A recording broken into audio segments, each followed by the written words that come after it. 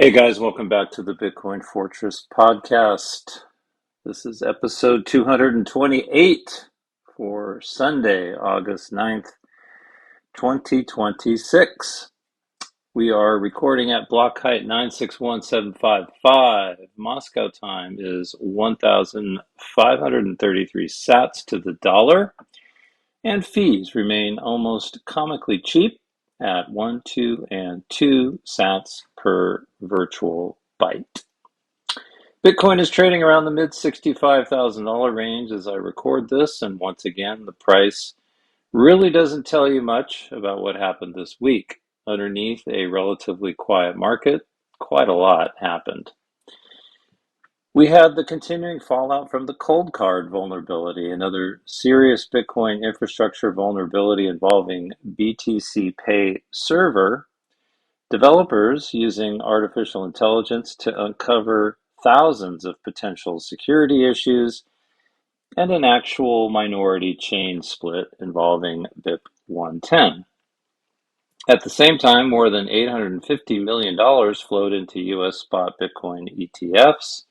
During the week, Strategy continued doing something that would have sounded almost sacrilegious a year ago, selling Bitcoin, and one of the smallest Bitcoin ETFs announced that it is shutting down. We also got a surprisingly weak employment report, a significant development on the Clarity Act, new restrictions on transfers to self-custody wallets in Brazil, and another major US bank moving toward tokenized deposits. So, there's a lot to unpack, and the common thread through most of it is something we talk about all the time on this show: systems matter more than individual components. With that, let's get into the news. We have to start with the Coldcard vulnerability because this became one of the biggest Bitcoin self-custody stories in years. By early this week, researchers were estimating that roughly 1,816 Bitcoin have been removed from more than 5,200 addresses associated with the vulnerability, putting losses around $114 million at that point. The attacks exploited weak key generation associated with certain Coldcard firmware behavior. What makes this story important isn't really Coldcard. Coldcard could disappear tomorrow, and Bitcoin would continue producing blocks. The lesson is that self-custody is not synonymous with owning a hardware wallet. There is sometimes this strange tendency in Bitcoin culture to treat self-custody as a binary question. Either you hold your keys or you don't, but reality is much more complicated. Where did the entropy come from? What firmware generated the key? Can you verify the hardware? How is the backup stored? Is the wallet single signature or multi-signature? Are all of your keys generated using the same device or manufacturer? Have you created independent failure domains? You could possess your own keys and still have an incredibly fragile security model, and I think that's the larger lesson. A hardware wallet is a component, custody is a system. That distinction matters enormously. The other uncomfortable part of the story is that some people will probably react by abandoning self-custody entirely and moving Bitcoin back onto exchanges or ETFs. Analysts were already arguing this week that the Coldcard incident could increase demand for regulated Bitcoin exposure. That's understandable, but I think it's the wrong lesson. The right lesson is to build resilient custody systems where the failure of one component doesn't become catastrophic. The next story makes the Coldcard situation even more interesting.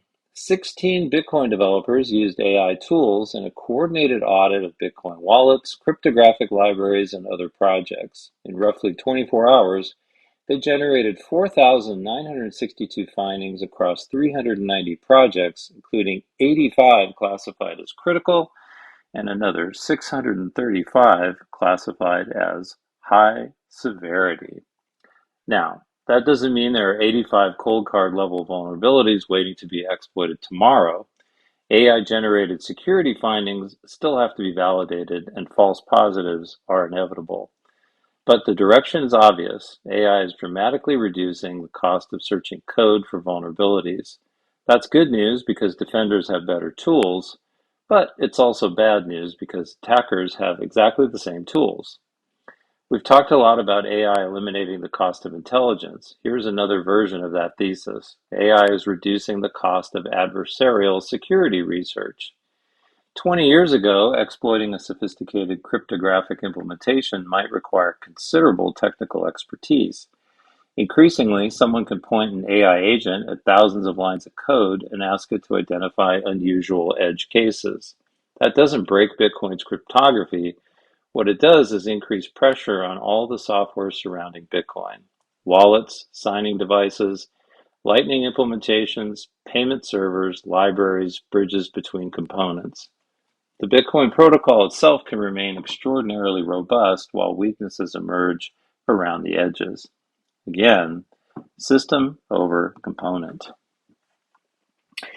And almost as if the universe wanted to underline that lesson, we got another security story on Friday.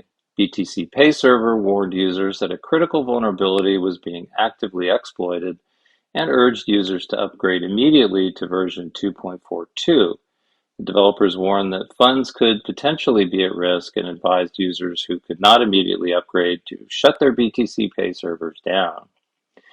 BTCPay Server is important because it embodies exactly what Bitcoiners claim to want: an open source, self-hosted payment processor that allows merchants to accept Bitcoin and Lightning without relying on a payment intermediary. So this is not an argument against BTC Pay. It is actually an argument for understanding what sovereignty requires. Sovereignty transfers responsibility. Running your own infrastructure eliminates counterparty risk, but it introduces operational risk. That's not bad. It's simply a different trade-off. The more mature Bitcoin gets, the more I think we need to get beyond slogans like "not your keys, not your coins," and toward a more sophisticated discussion of security models. Owning your keys is step one. Keeping them secure over decades, well, that's the real challenge. We also got one of the stranger technical developments of the week. At block 961632, nodes enforcing BIP110 began rejecting blocks that didn't comply with its signaling rules. That produced a minority chain separate from Bitcoin's dominant chain. The important detail is that almost nobody followed it. Only about 2.53% of blocks during the preceding signaling period supported BIP110, far below the proposal's 55% activation threshold. The main chain continued normally while BIP110 branch quickly fell behind. BIP110 attempts to restrict certain types of non-financial data stored on Bitcoin, including some of the behavior associated with inscriptions and ordinals. Supporters argue that persistent arbitrary data burdens node operators and distracts Bitcoin from its monetary purpose. Critics argue that valid transactions paying market clearing fees should not be censored based on what users choose to put inside them. This is an absolutely fascinating governance experiment. There's no Bitcoin CEO who gets to decide. Developers can't simply mandate a new rule. Node operators can't make miners obey them. Miners can't force users to value their chain. And users cannot magically make economic actors recognize a minority fork. Bitcoin governance ultimately comes down to voluntary coordination among all those groups. The fact that BIP110 supporters could fork demonstrates their freedom. The fact that almost nobody followed them demonstrates the market's freedom. That's Bitcoin governance. Messy, decentralized, sometimes loud, but ultimately voluntary. And I think that's much healthier than some committee making the decision for everyone.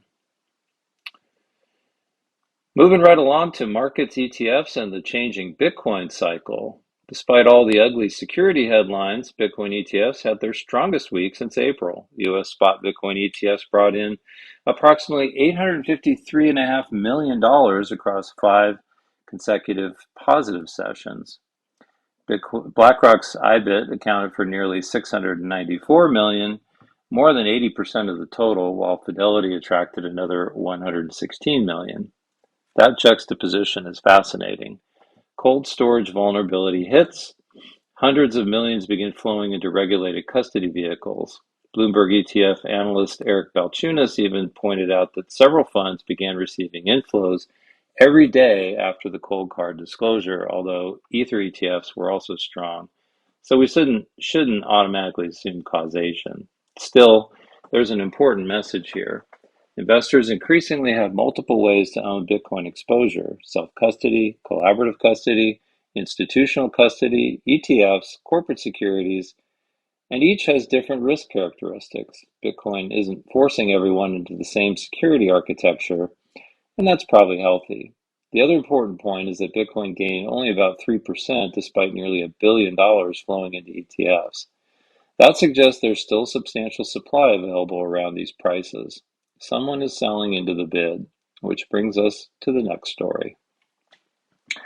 Strategy disclosed that it sold 1,638 Bitcoin for roughly $104.7 million at an average price of $63,957 per Bitcoin.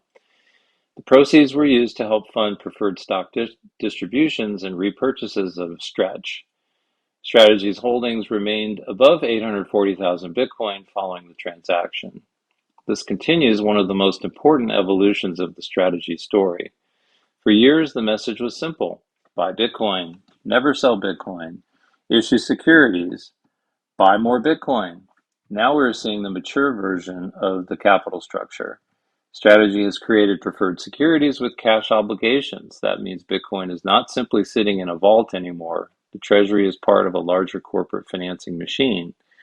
This doesn't mean the strategy model is failing, but it does mean the slogan is different from the reality. Michael Saylor can tell an individual Bitcoin holder never to sell because an individual doesn't have preferred dividends to pay. Strategy does. And I think this is where people need to distinguish Bitcoin the asset from Strategy the corporation. Bitcoin has no liabilities. Strategy absolutely does, and that difference matters.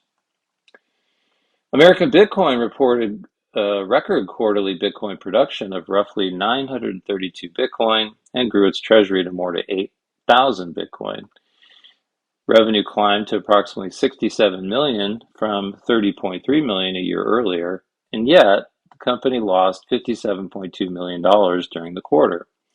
That is a beautiful illustration of mining economics. Mining Bitcoin and owning Bitcoin are not the same business. Bitcoin doesn't have employees, doesn't have power contracts or depreciation, or need data centers, but miners do. A miner can be extraordinarily bullish on Bitcoin and still be a terrible investment if its cost structure is wrong. This is why I've always thought Bitcoin company could be a dangerous category. There really isn't such a thing. There are businesses that happen to interact with Bitcoin. They still have to obey normal business economics. Another interesting mining story arrived this weekend. Mara reportedly pledged 18,750 Bitcoin, roughly $1.2 billion worth, as collateral for $600 million of debt from Coinbase Credit and 2 Prime Lending. The financing is connected to Mara's acquisition of an Ohio power facility and its broader push into digital infrastructure and AI. This is another evolution worth watching. Bitcoin miners originally converted electricity into Bitcoin. Then they became Bitcoin treasury companies. Now, some are using their Bitcoin treasury as collateral to finance energy and AI infrastructure. Bitcoin is effectively becoming balance sheet capital. That's potentially very powerful. It also introduces leverage, and leverage changes everything. The lesson from every financial crisis in history isn't that collateral is bad, it's that good collateral can still support bad liabilities. So whenever Bitcoin gets pledged into credit structures, I want to understand the terms of the loan, the collateral requirements, and what happens if Bitcoin falls another 30 or 40%. Bitcoin itself remains unlevered. The companies built around it increasingly are not. Here's another story that sounds bearish until you look at the details. Hashdex announced that it will liquidate its US DeFi Bitcoin ETF after August 17th. This appears to be the first closure of a US spot Bitcoin ETF. But DeFi held only about $14.7 million compared with roughly $47 billion in BlackRock's IBIT. The broader US spot Bitcoin ETF complex still held approximately $77.6 billion in net assets. This isn't a referendum on Bitcoin ETFs, it's just consolidation. Once 10 or 11 nearly identical products exist, there really isn't much reason for all of them to survive. Liquidity compounds, assets compound, brand compounds, and the leaders get stronger. It's basically winner take most economics. There's another interesting angle, though. CoinDesk noted that investor attention and capital have increasingly migrated toward AI-related assets during Bitcoin's bear market. That theme shows up repeatedly this week. Bitcoin isn't necessarily losing because something is wrong with Bitcoin. Bitcoin may simply be experiencing an enormous opportunity cost problem. Investors can own Bitcoin at 65,000 waiting for monetary debasement to matter again, or they can chase AI companies posting explosive growth right now.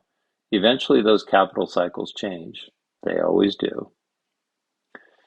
CoinDesk published an interesting piece this week asking whether Bitcoin's historical 500-day rule is facing its biggest test. Historically, Bitcoin's major cycle peaks occurred roughly 500 days after halvings, but this is the first full post-halving environment where US spot Bitcoin ETFs, giant corporate treasuries, and institutional capital flows can overwhelm the value of newly mined Bitcoin. This deserves serious attention.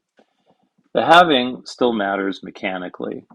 New supply falls, minor economics change, but the significance of reducing daily issuance becomes smaller when ETF flows can move hundreds of millions of dollars in one afternoon.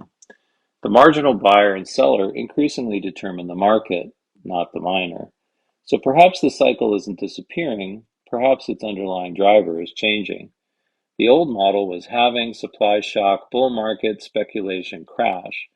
The emerging model may be more heavily driven by global liquidity, institutional allocation, credit conditions, treasury demand, Bitcoin price. That's a much messier cycle, but it's probably what a maturing asset should look like. This was one of the most interesting market stories of the week. Global equities continued hitting record levels while Bitcoin remained stuck around $64,000 to $65,000. CoinDesk noted that US Bitcoin ETFs experienced about 5.4 billion in net outflows during the first half of the year as capital moved toward AI-linked investments. This is actually useful information. Bitcoiners sometimes assume every expansion in liquidity should immediately flow into Bitcoin, and that's clearly not true. Capital has choices, and right now AI has been winning the beauty contest.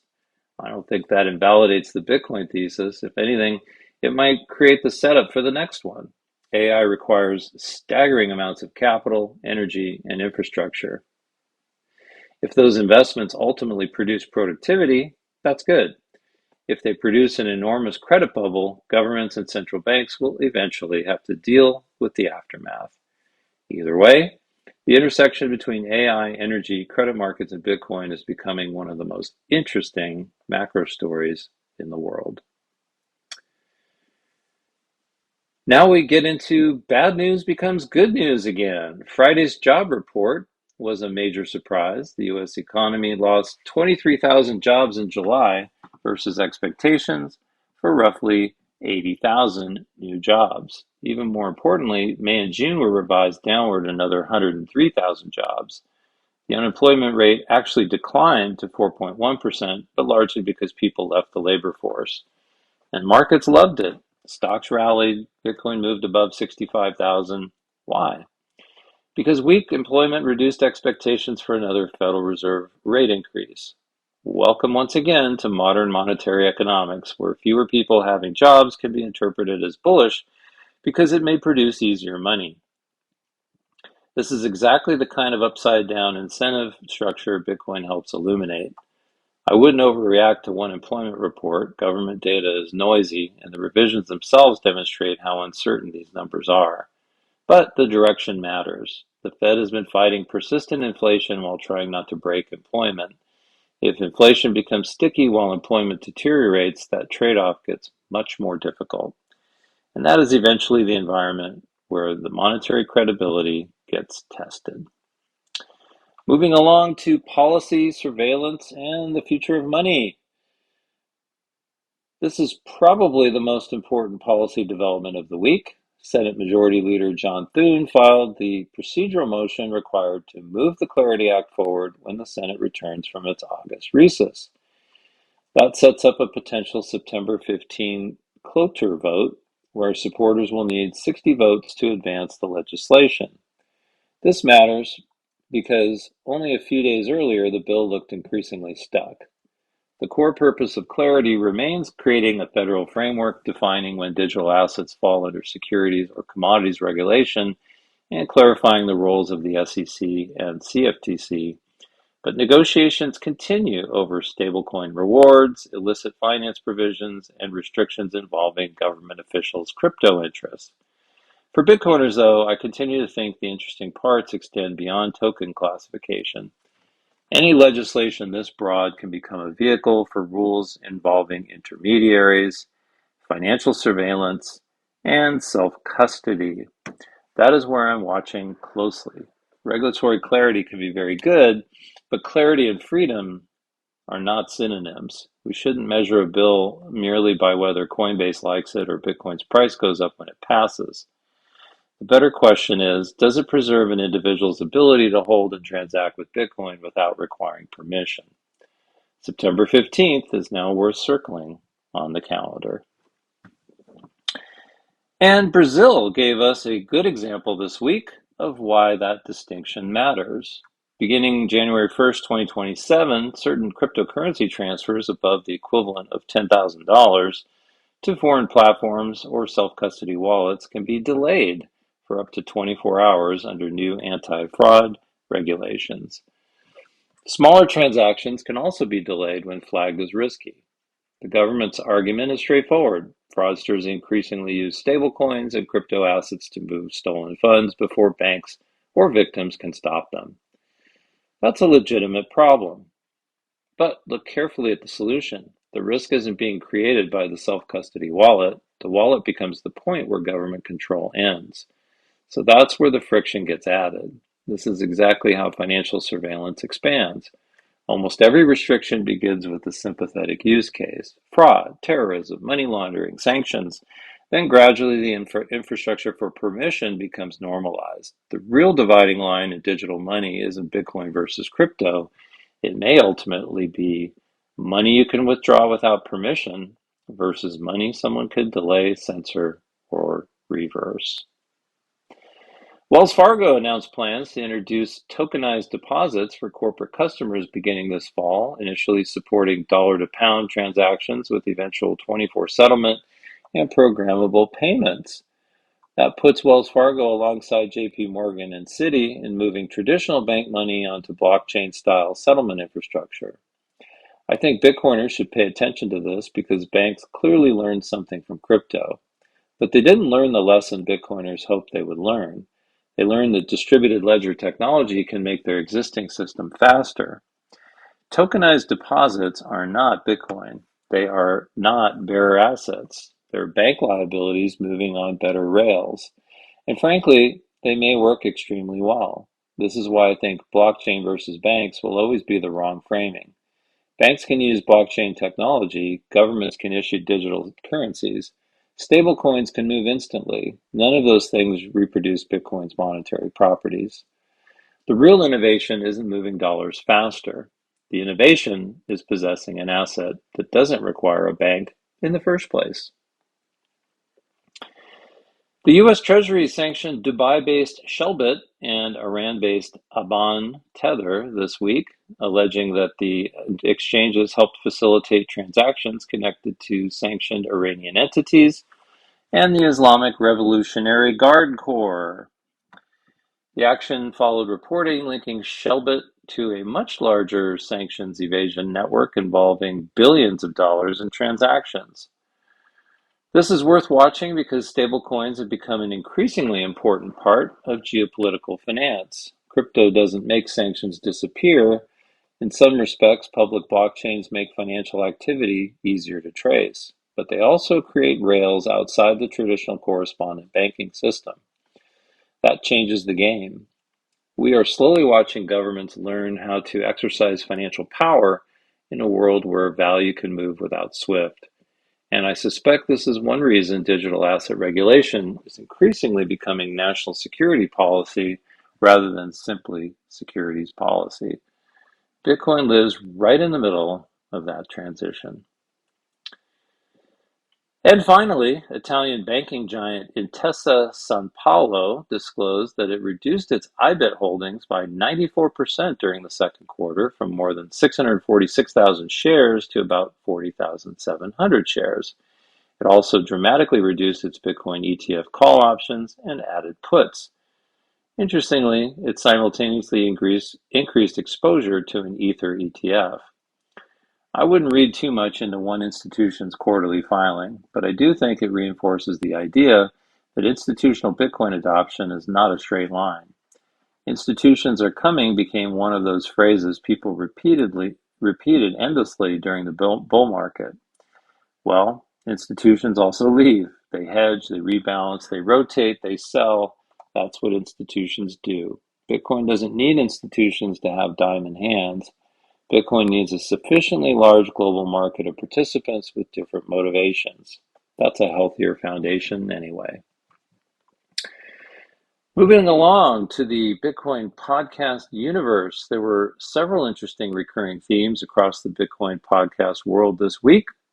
And unlike some weeks, they lined up almost perfectly with the news.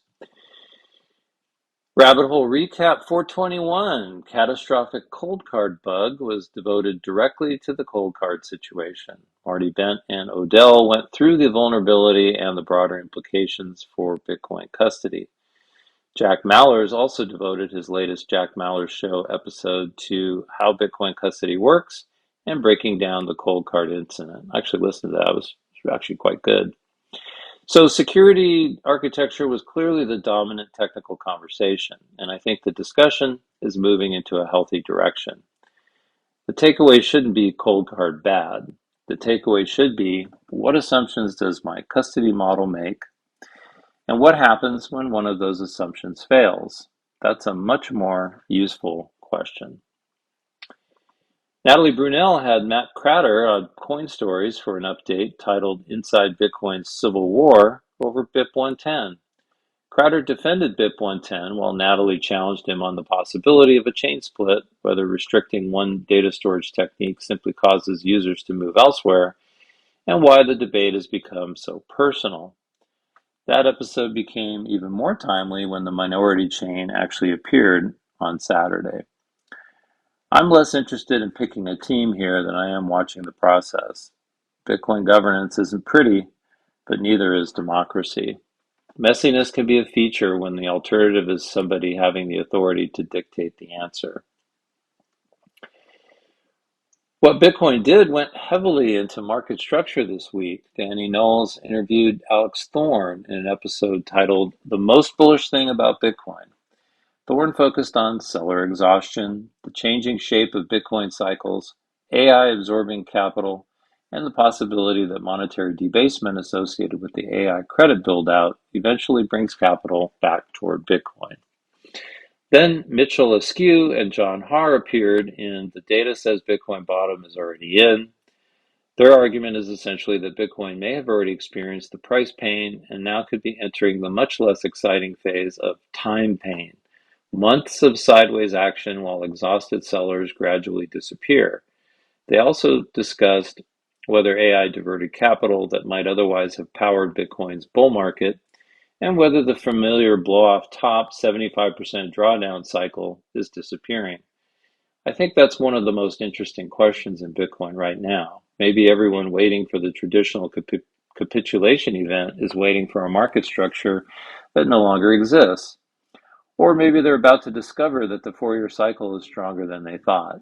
Either way, we get to watch the experiment in real time. Natalie also interviewed Dylan LeClaire about the sell-off in Bitcoin treasury companies. They discussed why treasury company equities have fallen much further than Bitcoin, criticisms of perpetual preferred securities, and what companies like Metaplanet are trying to build. This is important because the Treasury company trade worked brilliantly while everything moved in one direction. Now we're seeing the stress test. And stress tests are useful. They reveal which risks were hidden by a bull market. I continue to think Bitcoin Treasury companies may prove to be important financial innovations, but they're securities. They're not Bitcoin. Never confuse the wrapper with the underlying asset.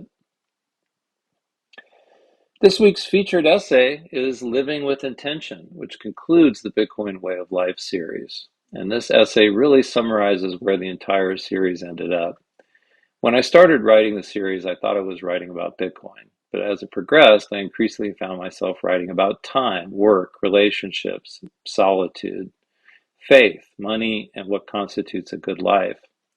Bitcoin was the starting point. It wasn't really the destination. The central theme in the essay is that meaningful change doesn't necessarily require changing your circumstances. Sometimes it requires changing your relationship with those circumstances. I didn't need to quit my job, move to the desert, or escape from normal life to become happier. I still enjoy going to work, coming home, writing, studying, working out, cooking dinner, and having quiet evenings. What changed was learning to become more present in the life I already had. And Bitcoin played a role in that because it teaches some fairly profound lessons if you stay with it long enough. Patience, delayed gratification, responsibility, thinking in decades rather than days, understanding the difference between price and value. Eventually, those stop being financial lessons and then they become life lessons. The conclusion I reached after 12 weeks is pretty simple. A good life is one lived intentionally, not because everything becomes perfect, but because you stop waiting for perfect circumstances before you start living. If you followed the whole Bitcoin Way of Life series, thank you. Genuinely enjoyed writing this one, and I think some of these essays took Bitcoin Fortress into interesting new territory. You can read Living with Intention on the Bitcoin Fortress Substack, link in the show notes, along with everything else we covered this week. And while we're talking about long form writing, don't forget the 4 Bitcoin Fortress books. There's Bitcoin Fortress, A Simple Guide to Bitcoin for Beginners, which remains the starting point. There's Bitcoin Retirement and Estate Planning, focused on the practical problems of building a life around an asset you intend to hold for decades and eventually pass to another generation. There's the Bitcoin Lifestyle, which moves beyond buying Bitcoin into incorporating Bitcoin principles into your broader financial life. And the newest book, The Architecture of Money, takes a deeper look at the monetary system itself: debt, inflation, political incentives, currency debasement, and the structural forces that eventually led me to Bitcoin. And now that The Architecture of Money is finished, we're going to begin working on the next book. I'm not going to give everything away yet, but longtime listeners can probably guess the direction. The writing lately has been moving beyond simply explaining Bitcoin as money toward the question of what Bitcoin teaches us about how to live.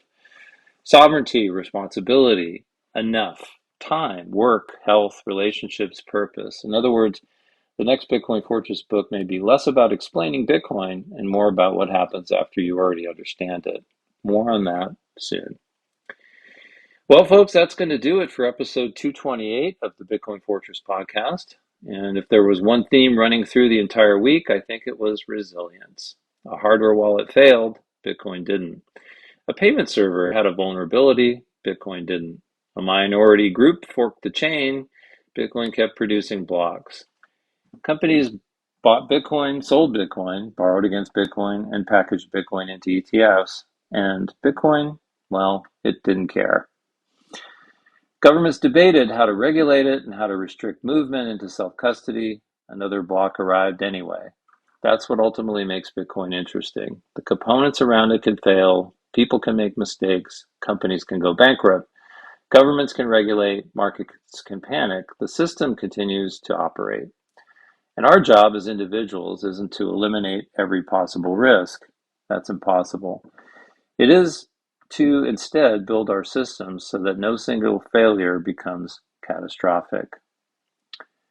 Protect your keys, protect your health, protect your time, think independently, live intentionally, and keep building your Bitcoin fortress. And with that, I will talk to y'all again next week. Bye-bye.